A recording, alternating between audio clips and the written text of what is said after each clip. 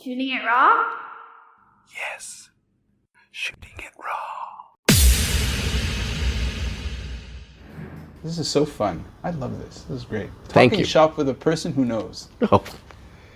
Okay, this one's again in Taiwan. Boom! Okay, so wait.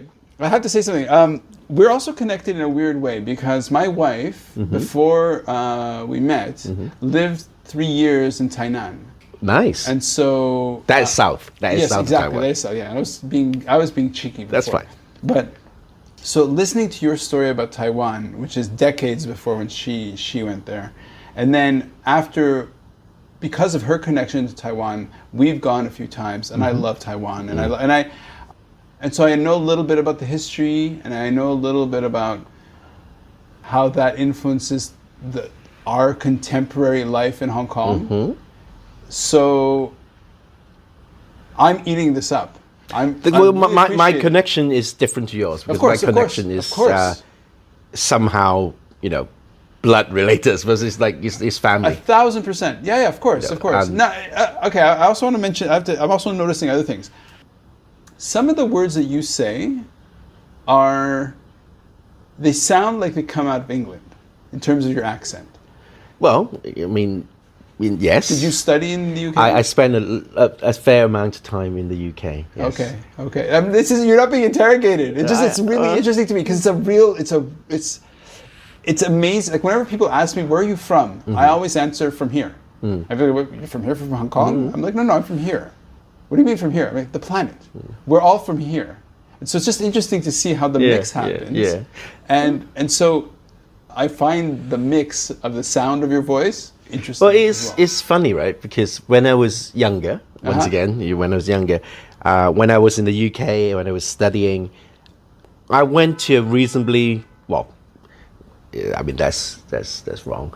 I went to a very middle class school. Okay. So in the UK, the class system is very, very strong, right? Yeah. It's not like the New World, which is obviously a very classist thing to say. and we were very much taught, developed into good middle class people. Okay. People that are aware of their roots, Right. yet taking advantage of globalization. Okay. Right? What city was that? Oh, it was in Bradford, so it was near Leeds. It was just quite north of England. Sure. And when I was young, I really thought, wow, globalization is amazing, right? Yeah. Like, you can travel anywhere you want. If you have abilities, skills, you can make it Rotterdam, Amsterdam, Liverpool, Rome. You'd be all the same to me. The world is my playground. Yeah. I think it's until maybe 2014, maybe just before that, in Hong Kong, when we moved back here in 2007, I think. Okay. Rachel and I decided to move here.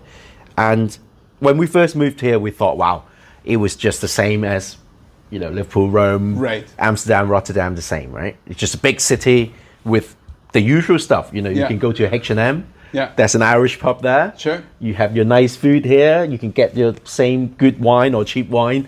It's the same. Yeah. But we became, because I was born here as well, because I have family here. Okay. Both Rachel and I would become more attached to Hong Kong than anywhere else. Okay. And, I'm speaking for her, but probably she would say, oh no, but Canada is really something. Right. But anyway, I am speaking for her now. But somehow I developed that sense of nationalism about Hong Kong, which I never had before. Okay. And I would be I think before 2014, I would have been the same as you. I'm from here. I'm from this planet. Okay. But now I would have no hesitation to say I'm from Hong Kong. Okay. Right now. Right now. Gotcha. Yeah, even though I travel a lot, I go around different places playing poker, doing different things. But I would always tell people from now on that I'm from Hong Kong. Okay. Yeah. So that's great. Yeah. So let's let me describe the image then, and we'll make some connections. Sure. So the image is delicious. This is how I describe images that I really like. That I really not that I like all the images, but it's a portrait of a young woman just looking right into the camera with a very neutral face. Her hair's either short or tied up in a ponytail. She's got wire glasses. She's wearing a white shirt. She's in what's probably a bar because behind her, out of focus, are bottles of probably cognac. They look kind of empty. It's kind of strange, but yeah. So the lighting is from right overhead, roughly. So the shadows from her nose and her mouth and her head. She has a very young face. She seems like she's 18 or 19 in what looks to be like a pub or a bar or something. Maybe it's a duty-free shop selling empty bottles, which is a stupid observation. But okay, so what am I looking at? So this is Taipei. Yeah. This is my favorite Japanese bar in Taipei. I love Taipei. Taipei is great, right? Yeah. I will always stay in the same kind of Airbnb type place above this bar because I love this bar so much. Oh, wow. Okay. Committed. So the poker venue is about a kilometer away.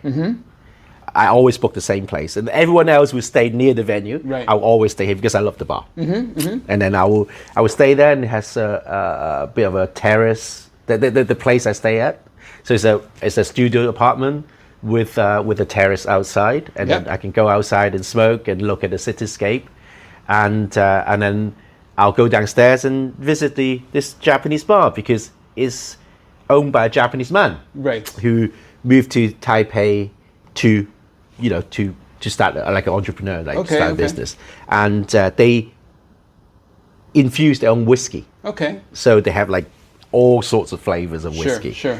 And they have English-speaking staff, which is quite rare for Taipei. Yeah. Young people, and I was there. I think that night I took Rachel there that night. Okay. It's unusual because when I play poker, I usually go on my own. Right. But that time Rachel was with me, and I said, "Oh, you have to come and see this bar. You like it." She didn't like it that much because she doesn't really drink. But anyway, I said, "Well, you enjoy it." And then I had my Leica on me. 35mm 1.4, a beautiful lens. Oh, nice. Renders just Well, clearly. creamiest. Clearly beautiful. Creamy AF. Yeah. and she was, so the bar staff, they turn around a lot. Okay. Right? Because they're young people, Yeah. they're just earning a little bit, trying to, and then she's never met me before, this Right. one. And she kind of looked at me, why are you taking a photo? Exactly. And then that's why she has that kind of slightly blank face on her. Yeah. But I love the light. I'm familiar with the place. Sure.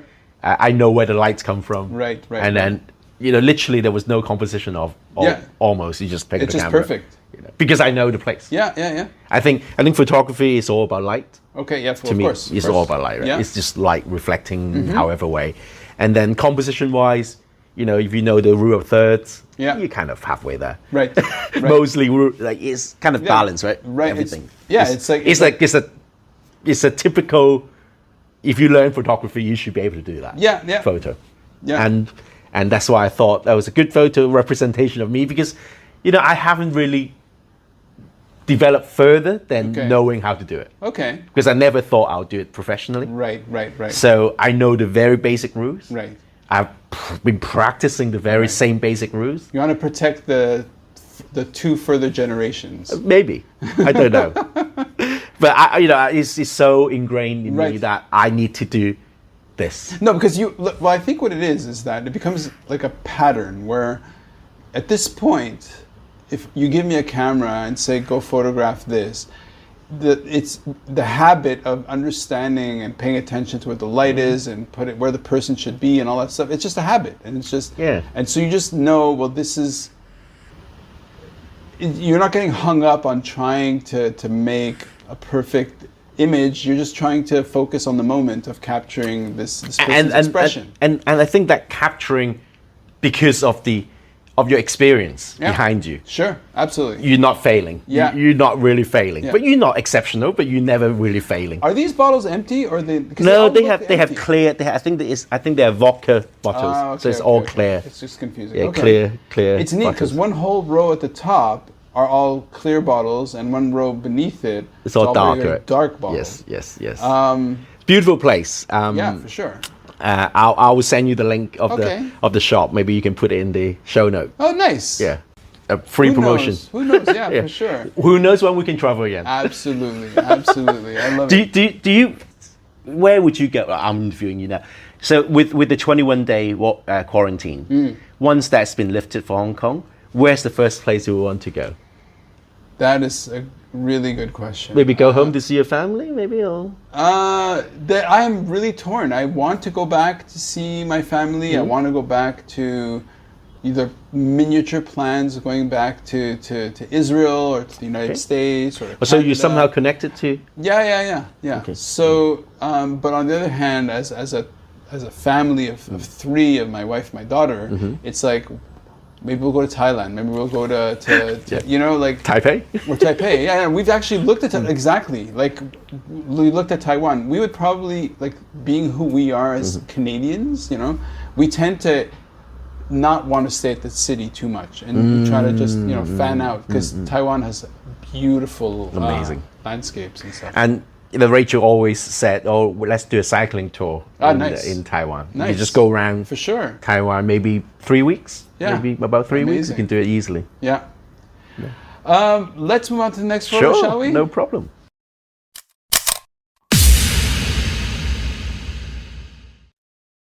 So, is life really a gift? Really? Can you make every second count? That's the whole point of the podcast. So, if you like what you've seen and you're inspired, because that really is my mission, then please give it a like, subscribe, and share. Shooting it raw? Yes. Shooting it raw.